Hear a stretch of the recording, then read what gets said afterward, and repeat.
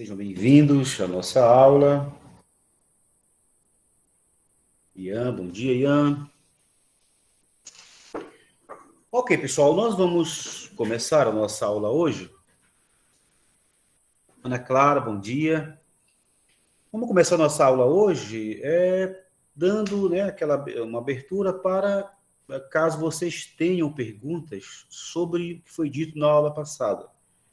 Na aula passada, nós falamos sobre a crítica de Nietzsche, este filósofo alemão do século XIX. Começamos a ver a sua ferrenha, a sua mordaz crítica à tradição que, segundo ele, começa com Sócrates e chega e se estende no cristianismo. Essa tradição racionalista que atribui à razão a capacidade de dominar os nossos impulsos. E ao fazer isto, essa tradição iniciada com Sócrates, veja que ele não acusa os anteriores. Ele não acusa, por exemplo, os pré-socráticos. Ele vai dizer que isso começa com Sócrates e Platão, que começam, que concebem a existência de um mundo à parte, um mundo oposto a este nosso. Este nosso mundo é um mundo feito de matéria, é um mundo corpóreo, portanto, e eles começam a ver na matéria e, consequentemente, no corpo, todo um problema gravíssimo que eles veem como um obstáculo que impede um homem de acessar e até mesmo de ascender a verdade deste mundo superior. Em Platão, em Sócrates e Platão, esta verdade ela se encontra no mundo das ideias. O mundo das ideias não é um mundo de coisas, não é um mundo sensível, portanto, não é um mundo corpóreo, é um mundo abstrato, é um mundo acessado apenas pela razão, não pelo corpo. O corpo, ao contrário, é o grande obstáculo. Então, o filósofo que quer, como aquele personagem do mito da caverna, é preciso que ele consiga se libertar das correntes. Essas correntes, elas são simbólicas de toda essa situação do corpo. Então, o conhecimento proveniente dos sentidos, logo provenientes do corpo, eles são um problema, são um obstáculo. É preciso tirar essas correntes e, deixando isso para trás, ascender, né? O mito da caverna ilustra isso. É uma historinha para ilustrar esse processo de ascensão até o mundo das ideias, que é um mundo perfeito, eterno e tal. Então, nós temos aí este caso, e que depois, avançando a tradição nos séculos seguintes, chegando, com o surgimento da religião, até o surgimento da religião cristã, isso vai ser adotado, vai ser aceito, vai ser reinterpretado, mas o esquema é o mesmo. Então, se em Sócrates e Platão se tinha o corpo dito, isso é dito de modo expresso, está lá nas falas de Sócrates e Platão, o corpo ele é visto como um cárcere, a prisão da alma. Então, há toda uma indisposição contra o corpo visto como aquilo que torna confuso o conhecimento, não deixa que o espírito se liberte para ter contato com aquilo que é da sua própria natureza, que é o mundo abstrato, o mundo não físico. Isso continua no cristianismo agora sob outra carga, sobre outra capa, digamos assim, que é da religião. A ideia agora, aquilo que em Platão foi o mundo das ideias, agora no cristianismo é o mundo de Deus, é a eternidade, a vida eterna, etc, etc. E o Nietzsche vai chamar a isto ideal ascético. Ideal ascético. O que é o ideal ascético? É este ideal de que há um mundo além, ao qual a gente deve almejar e fazer tudo para alcançar. No caso do cristianismo, isso acontece com a fé, guiando a nossa busca de perfeição, guiando para Deus. É a mesma ideia lá. Lá é a razão que nos guia rumo à perfeição. Aqui agora, a razão apenas orienta, mas é impulsionada pela fé. Mas a ideia é chegar ao mundo de Deus, à vida eterna. Isso requer, portanto, a mesma noção de sacrifício, de renúncia, de tudo que pertence ao corpo, os desejos, os impulsos, os apetites, etc. Temos que ser figuras praticamente sem vontade, sem desejo, pessoas completamente sem vitalidade do ponto de vista da biologia, da natureza em nós. Eu estava lendo esses dias um artigo que fala sobre o riso, né? O riso, rir. Tem um livro do Humberto Eco, acho que alguns de vocês talvez já ouviram falar, talvez já tenham lido, ou tenham visto o filme. O filme é inspirado no livro, chama-se O Nome da Rosa. O Nome da Rosa. É um filme dos anos 80, que gira em torno do riso. Né? Gira em torno do riso. Como assim? Bom, é uma história que acontece na Idade Média. É interessante esse filme. Vocês poderiam depois ver se acham no YouTube. Eu acho que tem. O Nome da Rosa. É um filme que gira em torno de um mosteiro medieval. Estou olhando ver se eu localizo ele aqui pela vista. Gira em torno de um mosteiro medieval, esses da Idade Média, aqueles mosteiros, aqueles monges ali estudando, traduzindo textos na biblioteca e tal. Aquela vida quando a gente fala de Idade Média, eu tento pintar aqui, tem nesse filme. E começam a acontecer ali, nessa história, uns assassinatos inexplicáveis. Então é chamado alguém para investigar, também é monge de um outro mosteiro, vai investigar. Bom, assim, para não dar spoiler e mais dizer do que se trata, tudo gira em torno de uma teoria sobre o riso. E agora, deixando o filme de lado, voltando para o artigo que eu estava lendo, na Idade Média havia toda uma doutrinação a respeito do riso. O monge não pode rir. O riso é algo que não é bem-vindo, porque o riso ele é visto como algo que tem o poder de questionar a autoridade, de desrespeitar. Então, numa sociedade hierárquica, fundada na noção de autoridade inquestionável, o riso não é bem-vindo. Ora, mas o que é o riso, assim, a priori? O riso é a expressão de uma alegria, o riso é a expressão de uma vitalidade, de uma saúde. É contra tudo isso que, segundo Nietzsche, é essa tradição racionalista, começada com Sócrates e que se estende no cristianismo. Essa tradição é uma tradição que, segundo ele, é inimiga da vida. Então, ele vai criticar essa tradição, um pouco do que a gente viu na aula passada. Uma crítica ferrenha, uma crítica bem radical, uma crítica virulenta contra essa tradição. E é uma crítica contra o cristianismo.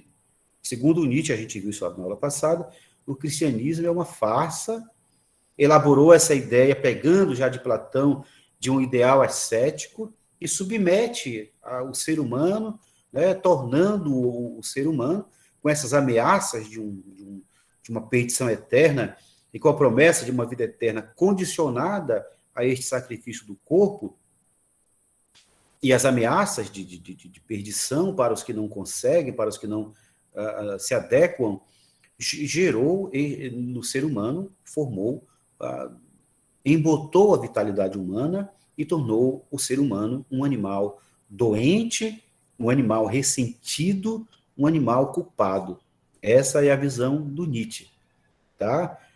Só para jogar um pouco de lenha na fogueira, mas nem tanto, que eu já vou explicar, o Nietzsche escreveu uma obra chamada Zaratustra. Zaratustra.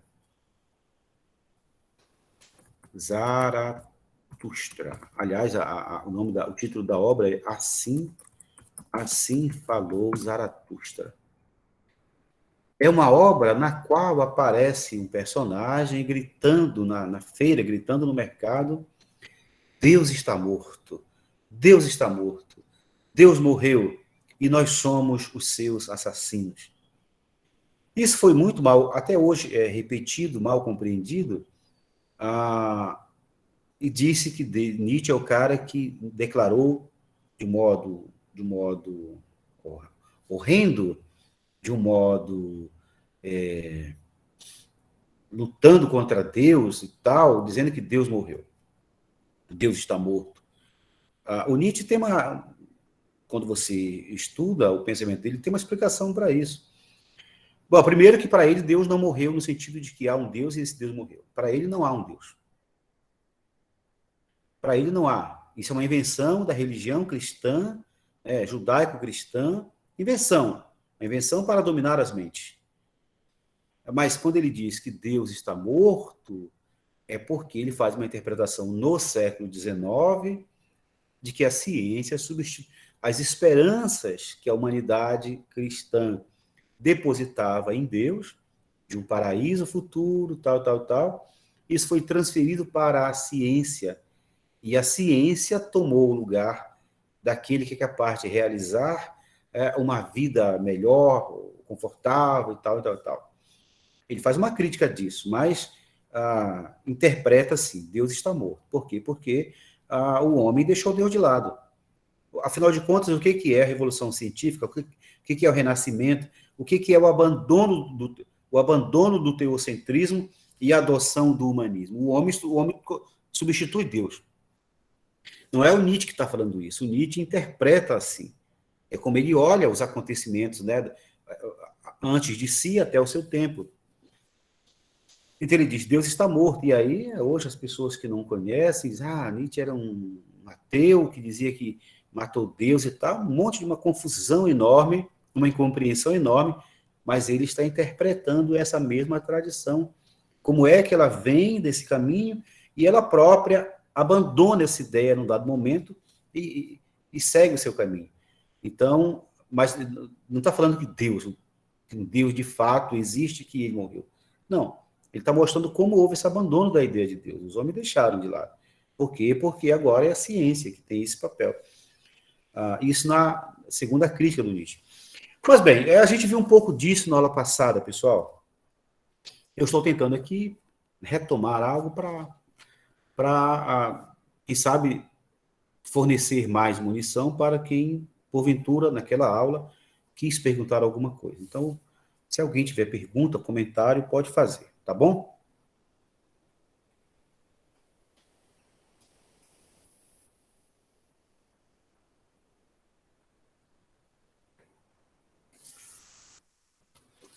Bom, parece que não, né?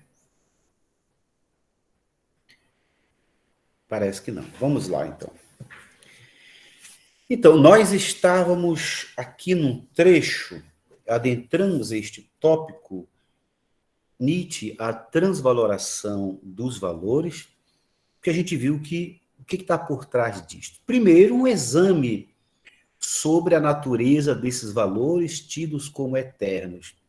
O nosso assunto aqui é ética, né, pessoal? Portanto, falamos de valores morais. Então, valores como bem, mal, que são valores morais, são opostos, mas são valores morais. Nós aprendemos, por exemplo, que esses valores eles são valores eternos. Né? O bem, lá na antiguidade, identificado como, em Platão como a ideia superior a todas as outras. Lembrem da teoria, segundo ano, acho que eu não mencionei isso para vocês, mas acho que sim, um pouco. A teoria política ali em Platão, o governante, o único que está em condições de governar, na concepção de Sócrates e Platão, é o filósofo. Porque o filósofo, aquele que escalou, né, saiu da caverna, ele conheceu a ideia do bem. Então, ele é capaz de fazer um governo justo porque ele sabe o que é o bem. Ele é capaz de praticar o bem. Então, o bem, ele não foi alcançado entre as coisas. Ele é algo que está no mundo das ideias. Então, a perfeição plena. Então, o bem tem uma origem fora do tempo. O bem é algo eterno. É um princípio eterno. A gente foi educado nessa concepção de que os valores morais, eles têm uma origem eterna. Quando eu falo eterna, quer dizer, fora do tempo, não estão sujeitos ao tempo. Não é produto do tempo, não é produto da história. Não tem origem humana, tem origem divina. Essa que é a ideia que é por trás da nossa crença nos valores morais. E a gente viu aqui que o Nietzsche, quando fala em transvaloração dos valores, ele que questiona esses valores, né, esses valores, todos eles expressam uma espécie de animosidade contra a vida, contra o sentimento vital humano, já vimos isto, e ele então vai propor que esses valores, primeiramente, sejam examinados, que se questione, né, o valor dos valores. Isto é, como é que esses valores surgiram? Será que eles são mesmo eternos? Como é que a gente pode, então, chegar a um conhecimento sobre isso? Aí ele propõe uma análise histórica dos valores. Então, a gente viu aqui, ó, no final da página 216, coluna da esquerda, a gente viu aqui, em diversas obras, em estilo apaixonado e mordaz, Nietzsche analisa historicamente a moral. Aí eu frisei isto aqui, analisa historicamente. Só nessa menção de uma análise, de analisar historicamente a moral, nós já temos aí o elemento fundamental da crítica. Porque quando Nietzsche se propõe a analisar historicamente a moral, e ele tem uma obra, né, em que ele faz isso, todas as obras, praticamente todas, mas tem uma que tem um título assim, A Genealogia da Moral. Eu mexi aqui e não escrevi. Puxa. Mexi e não escrevi. Genealogia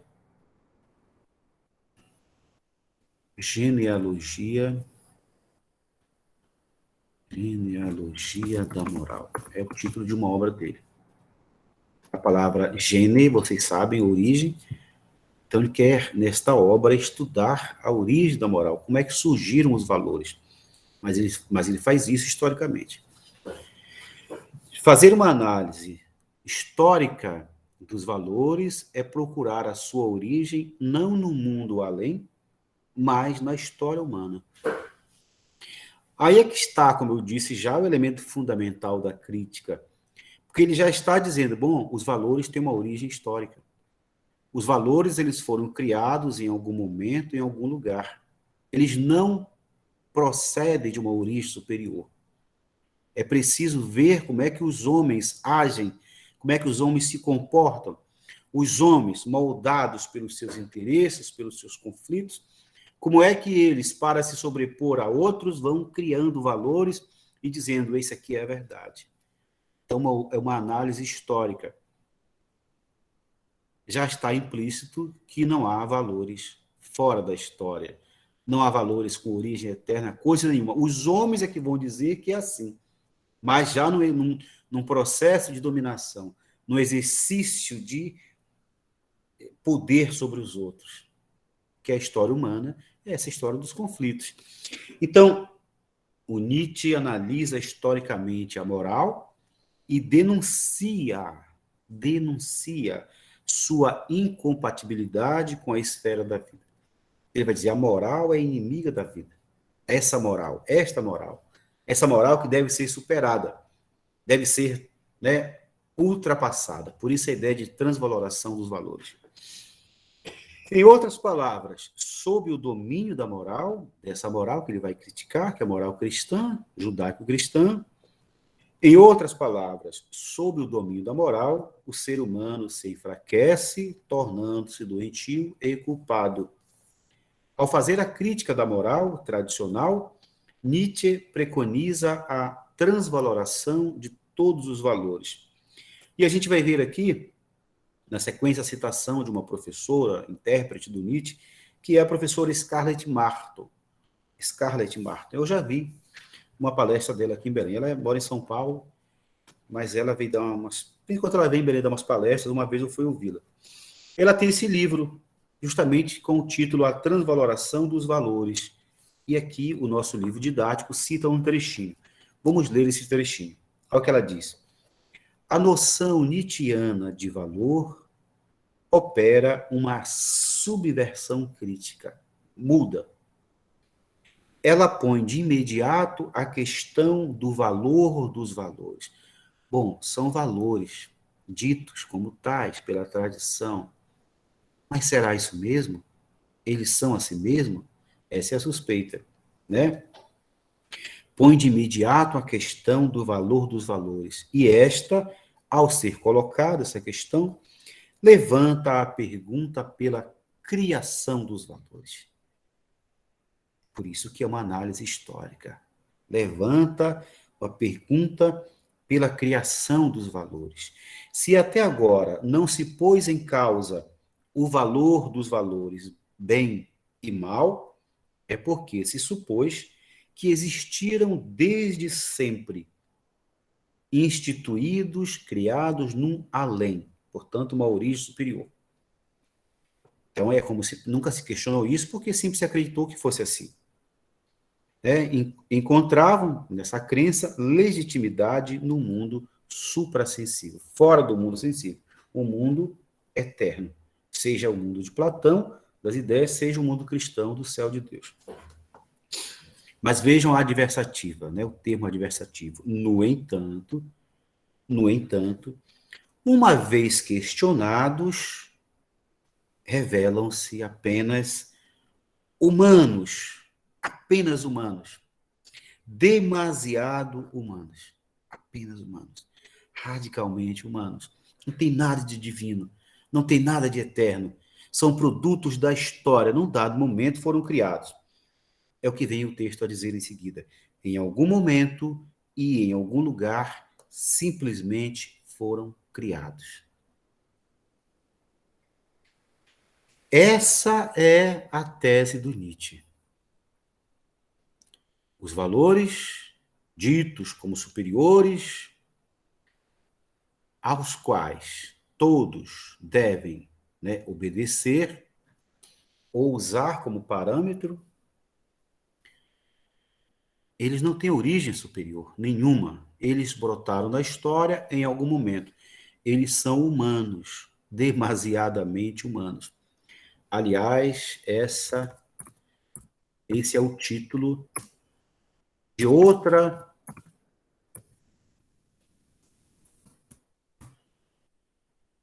obra do Nietzsche, é outra obra dele, chama-se assim, Humano Demasiadamente Humano, ou Humano Demasiado Humano. Então, vejam, essa é a tese do Nietzsche, e ele faz uma análise disso nesta obra intitulada Genealogia da Moral, que é o tópico que a gente vai ler aqui agora, tá? Então, mudemos de página para a página 217. Considerando que os valores não existiram desde sempre, mas foram criados, Nietzsche propõe a genealogia como método de investigação sobre a origem deles. Então, nessa obra, ele empreende essa pesquisa. A genealogia como método, um método de buscar a origem, de compreender a origem. Gene e logia, né? De logos, de busca racional. Então, tentar compreender como é que isso surgiu. E aí ele faz, pessoal, nessa obra, pena que não está aqui, porque... eu emprestei. Eu emprestei para o meu filho. Nesta obra, ele vai mostrando, por exemplo, como, primeiramente, nós, enquanto animais, nós somos animais que, como os outros animais, impera em nós uma força muito poderosa, que é a força do esquecimento. A força do esquecimento. É por isso que os animais têm uma memória muito frágil. Muito frágil. Eu tenho aqui uma cachorrinha, a gente até chama de Dory. Desde o começo ela tem esse perfil, porque lembra da personagem do desenho lá, do Procurando Nemo, a Dory, aquela peixezinha lá? Ela perde a memória muito rápido. E a gente deu o nome para a nossa cadelinha aqui de Dory, porque a gente ralha com ela, dela tal coisa, daqui a pouco ela só está de novo, parece que ela esquece, sabe? Estou contando essa historinha boba para ilustrar o que o Nietzsche fala. No homem impera uma força muito poderosa que é o esquecimento. E neste animal esquecido, criou-se uma memória muito poderosa, uma capacidade de lembrar. Uma capacidade de lembrar. Como é que se faz para criar num animal, né, que tem em que impera a força do esquecimento? Como é que se faz para criar nele a capacidade de lembrar? Porque, pessoal, a moral, ela depende da memória. Quando eu prometo algo, não vou fazer isso, ou vou te pagar daqui a tanto tempo, né? Quando eu peço um dinheiro emprestado, seja lá o que for, vou te devolver tal coisa, eu preciso lembrar disso. Como é que se constituiu ao longo da história humana esta memória privilegiada, esta capacidade de lembrar da dívida, da promessa feita? Enfim, e aí o Nietzsche está fazendo uma crítica direta ao Kant. Como formar neste animal esquecido a consciência do dever? Veja, o Kant, vocês lembram, ele diz que a fonte da moralidade é a razão. A razão cria em nós a lei do dever. O Nietzsche, olhando noutra perspectiva, ele diz como é que se cria neste animal, né, no qual impera uma força poderosa que é o esquecimento, como é que se cria nele, como é que se cria nele a capacidade de lembrar, ou, em outras palavras, a consciência do dever. Sabe como é que ele diz que isso é criado? E aí ele vai para os documentos. Ele vai para os documentos históricos, para os textos, para as referências, para as histórias antigas. Ele vai dizer que esta memória, ela é criada, ela é forjada. O que é a ideia de forjar algo? Tem um duplo sentido, mas o que eu uso aqui é na ideia do ferreiro, aquele cara que pega o metal derretido e dá uma forma para ele. Isso é forjar. Então, por meio de um processo, sabe, muito, muito de submeter a altas temperaturas, para dar aquela forma, criar aquele objeto. Então, como é que se forja essa consciência do dever? Portanto, essa memória. E aí o Nietzsche vai trazer referências, né, de tempos antigos, mostrando como é que se cobrava um devedor. E aí ele traz um elemento impensável para um idealista que acha que os valores são criados na eternidade. Esse elemento que ele traz, ele vai dizer que essa memória, ela é forjada sob a violência. Que o único modo de criar uma memória nesse animal esquecido é por meio da violência. Então ele vai, nessa obra, ele vai mostrar como é que se cobravam dívidas, como é que se vai se formando ao longo da história da humanidade. Essa memória é por meio do sofrimento, por meio da violência, por meio, né, do castigo, dos castigos corporais. Eu sou de uma geração, pessoal, vocês nem tanto, aqui e acolá pode acontecer, mas na minha época ainda era muito comum, e em épocas anteriores muito mais, as crianças apanhavam muito para aprender a obedecer. Isso é uma coisa recente na criação das famílias. Isso já foi muito mais forte na tradição da humanidade. Então, o Nietzsche cita algo que eu lembro das histórias, eu sempre gostei. Pessoal, eu sempre gostei de ler desde garoto. Quando eu comecei a aprender a ler na escola, rapidamente eu comecei a devorar tudo que me chegava. Não está aqui. Mas eu sou da fronteira do Pará com o Maranhão, cresci ali até os meus 10 anos, onde tem o Rio Gurupi, eu sou dali. E ali é uma zona assim, de fronteira em que se une ali Nordeste com a Amazônia. E existe no Nordeste uma tradição, que ela primeiramente é oral, uma tradição antiga, que vem de tempos antigos, mas chega aqui no Brasil, através dos europeus, que é da recitação de histórias por meio de versos. Então o cara declama. E essas pessoas que declamavam nem precisavam, não eram necessariamente letradas. E vários desses poetas populares criavam histórias belíssimas, com rimas, com versos, e que depois eram transcritas, mas antes de serem transcritas, elas eram decoradas pelos recitadores, então, isso no Nordeste.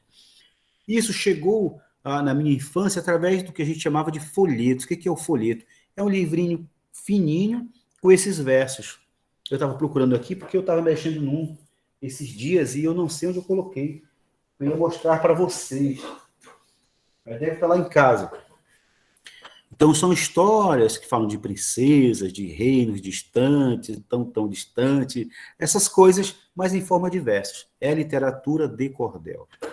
E aí eu lembro, quando eu li isso no Nietzsche, eu lembrei dessas histórias que eu lia, que às vezes, vocês já viram o Alto da Compadecida? Tem um pouco disso, o filme. No Nordeste, havia, em algum momento, essa tradição de quando alguém não pagava uma dívida, tira-se, né, do seu lombo uma tira de couro, para ele não esquecer mais, para ele saber que não deve esquecer uma dívida, não deve esquecer o dever. Isso é um exemplo. Essas histórias contadas nesses romances de cordel remontam a tempos antigos também. Porque essas histórias vieram da Europa. É uma longa história, não dá para falar aqui. Mas o Nietzsche, que é um europeu, oi, sim, Julie. Pois é, hoje existem outros mecanismos, né? A coisa foi se tornando mais complexa, outros mecanismos. Então, mas a ideia de que a consciência do dever, portanto, os valores, etc., não tem uma origem superior, eles têm uma origem na história, por meio da violência. Então, a história da humanidade é uma história violenta, uma história de violência. Então, quando Nietzsche faz isso, né, nessa obra, Genealogia da Moral, ele vai atrás, vai em busca, ele vai mostrando com documentos, com citações, com referências, certo? Mas voltemos aqui, então, ao tópico Genealogia da Moral. Considerando que os valores não existiram desde sempre, portanto, não têm uma origem eterna, mas foram criados, Nietzsche propõe a genealogia como método de investigação sobre a origem desses valores. Mostra como foram criadas lacunas. Né? O que é uma lacuna? Um vazio. Formou-se um vazio ali, o que não foi dito foi recalcado. Já falei na aula passada sobre recalque. O recalque é algo, é um processo psíquico, está na base da nossa formação como sujeitos conscientes, sujeitos equilibrados e tal, mas tem a ver com traumas, tem a ver com aquilo que foi reprimido.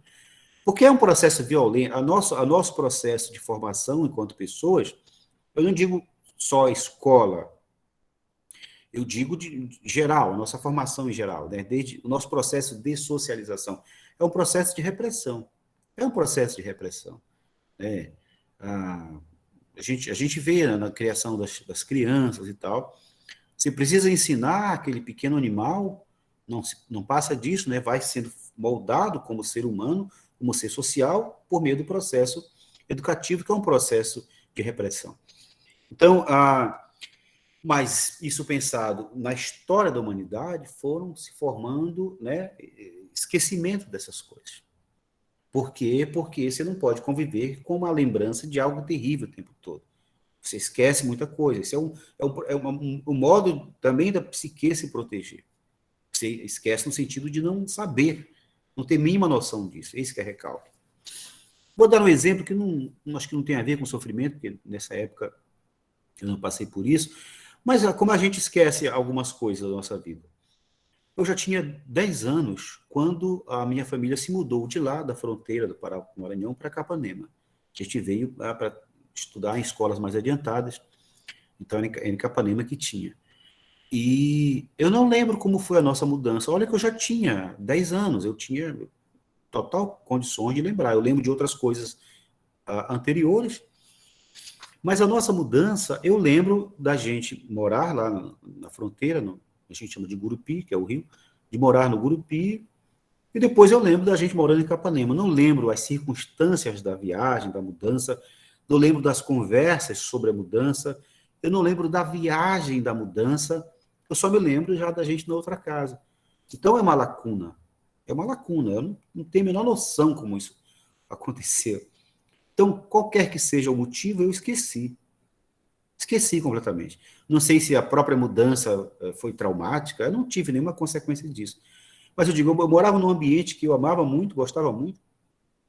Depois mudei para outro lugar que eu também aprendi a gostar. Eu não vejo aí sabe, algo negativo, mas acontece que eu não tenho recordação disso e eu já era grande. Então, contei essa história para ilustrar aqui essa noção de lacuna, um espaço, um vazio que se forma. Mostra o Nietzsche como foram criadas lacunas, isto é, o que não foi dito ou foi recalcado, quer dizer, não se fala. Então, quando um defensor da moral cristã fala que os valores são eternos e tal, ele não toca, talvez não saiba, ou essas coisas a gente tem dificuldade para tocar, quer dizer, não sabe talvez do passado, mas o que foi a Idade Média? Eu mencionei na aula passada para vocês, a violência, né? As fogueiras. O que se faz com alguém que não se adequa à fé? Você chega ao extremo de queimar a pessoa na fogueira, em tese, para salvar a alma. No fundo é um sentimento pessoal. Você está punindo, você está mostrando poder, é claro, tudo disfarçado em nome de um objetivo superior, nobre. Então você mata, você destroça, você toca fogo em alguém com a justificativa de... Então não é dizer que não se sabe. Aquilo não é visto como deveria ser visto. Aquilo é disfarçado, aquilo é sublimado. É um conceito da teoria do Freud. O que é algo sublimado? A sublimação é um processo de tornar aceitável algo que por si só não é. É um modo também de fazer com que forças reprimidas em nós saiam de modo que a sociedade aprova. Então, boa parte da nossa energia psíquica, boa parte, né, desse elemento que o Freud vai chamar de libido, que segundo ele nós somos movidos por essa energia do desejo, que é libido, mas a sociedade não permite que nós realizemos como o desejo requer, então isso é sublimado, isso é transformado em algo nobre. Então, por exemplo, a prática religiosa é um modo de sublimar essas energias. Então, se torna aquilo nobre, aceito pela sociedade, admirável. O estudo é outra forma de sublimação. Então, você investe energia no estudo e, com isso, você resolve muitos problemas que tem ali. Então, sublimação. Eu emprestei esse conceito do Freud para ilustrar aqui. Então, essas coisas terríveis também, terríveis, elas são sublimadas. Então, em nome de um ideal maravilhoso, salvar a alma, sacrificar o corpo para salvar a alma. Então, justifica toda a crueldade medieval. Muito bem. Então, mostra como foram criadas lacunas, o que não foi dito ou foi recalcado, permitindo que alguns valores predominassem sobre outros, até se tornarem, aos poucos, conceitos abstratos e inquestionáveis. E aí você tem, então, a formação dos ditos valores superiores. Pela genealogia, Nietzsche descobre que os instintos vitais, de vitalidade, de plenitude da vida, foram submetidos e degeneraram, foram perdendo a sua força. Ele denuncia a falsa moral, ele chama de moral decadente, ele também chama de moral de rebanho, que unifica todo mundo. A individualidade se perde, todo mundo segue, torna-se um rebanho. E também chama de moral de escravos, aqueles que se tornam obedientes, né, aos líderes, aos mestres, vocês sabem, cujos valores, agora essa nova moral, cujos valores seriam a bondade, a humildade. Do que é bonito? É ser humilde. Humildade, uma coisa maravilhosa, a ser buscada, como é admirável alguém humilde. Então, isso é uma inversão de valores, porque Porque na antiguidade, no tempo em que prevalecia uma moral que ele vai chamar de moral aristocrática, né, é o guerreiro que tem o seu valor, sabe? São as virtudes, né, vitais que têm o seu valor, não é a coisa da humildade, do coitadinho. Então, segundo Nietzsche, isso é uma decorrência dessa moral de escravos, né? A bondade, a humildade, a piedade e o amor ao próximo. O amor ao próximo dentro daquele esquema. No fundo, é uma violência, é um disfarce de sentimentos baixos, mas tudo pintado sob o verniz da aparência, da hipocrisia, etc, etc. E desse modo, ressalta Nietzsche, com essa crítica, ele ressalta os valores comprometidos com o querer viver. São esses valores que ele acredita como sendo realmente válidos. Então, ele distingue a moral de escravos e a moral de senhores. Vamos ver esses dois tópicos. Moral de escravos. O que é moral de escravos, segundo Nietzsche? Ela é herdeira do pensamento socrático platônico e da tradição judaico-cristã. Então, a moral cristã é a moral de escravos. A moral de escravos consiste na tentativa de subjugação dos instintos pela razão, o que a gente viu, né? Subjugar os instintos, os impulsos, a vitalidade pela razão. O homem fera, né, este animal da natureza, né, que somos nós, animal de rapina, predador, é transformado em animal doméstico ou cordeiro. A moral plebeia, a moral do homem não superior, naturalmente, do guerreiro, sabe, movido pela força, ele é transformado, né? A moral plebeia estabelece um sistema de juízos em que o bem e o mal são valores metafísicos transcendentes, isto é, independentes da situação concreta vivida. O Nietzsche defende a vida na sua plenitude, a vida como ela acontece.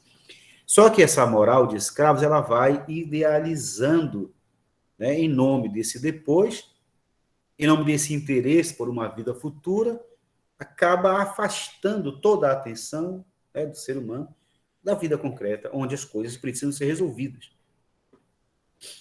A moral de escravo nega os valores vitais e resulta na passividade, na procura da paz e do repouso, coisa completamente distinta das sociedades tribais antigas. O indivíduo se enfraquece e sua potência diminui. A conduta humana orientada pelo ideal ascético, você já sabe o que é, essa busca de uma vida depois, além, torna-se vítima do ressentimento e da má consciência, que é o sentimento de culpa. O ressentimento, a má consciência,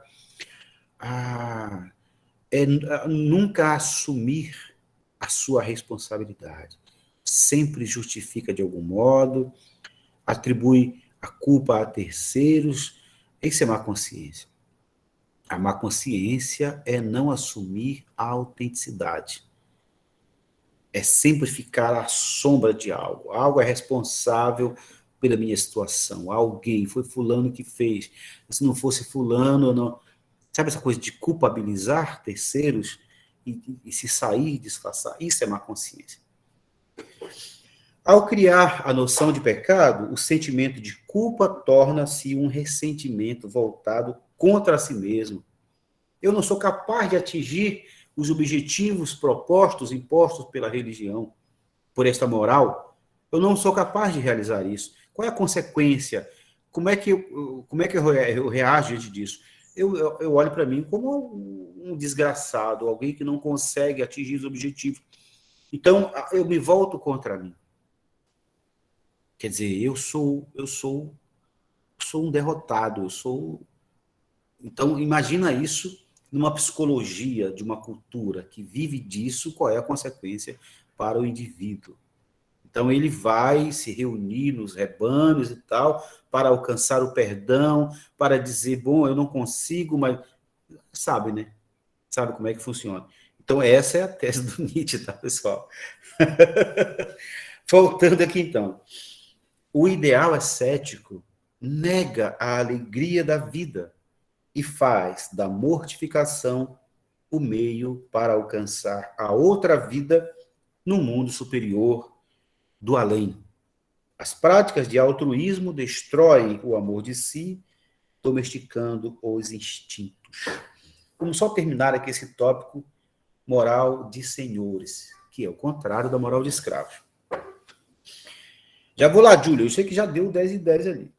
A moral que visa a conservação da vida e dos seus instintos fundamentais é positiva. Pessoal, vamos deixar esse tópico para a próxima aula, tá bom? Que vai demorar aqui a leitura, vai requerer explicação, comentários, pelo menos. Tá bom? Então, essa foi a aula de hoje. Meninas, meninos. E aí, o que estão achando do pensamento do Nietzsche? Tanto quanto incômodo, né? Tanto quanto incômodo. Mas é um filósofo que teve coragem de enfrentar uma tradição poderosa. E, claro, até hoje ele é visto como um instrumento do diabo, né? Digamos assim. Bom, pessoal, beleza. Vamos aí colocar os nomes, se vocês não têm perguntas. E se tiverem, podem colocar no começo da aula que vem também, tá bom? Então, ficamos por aqui. Um abraço e até semana que vem. Tchau, professor. Bom dia.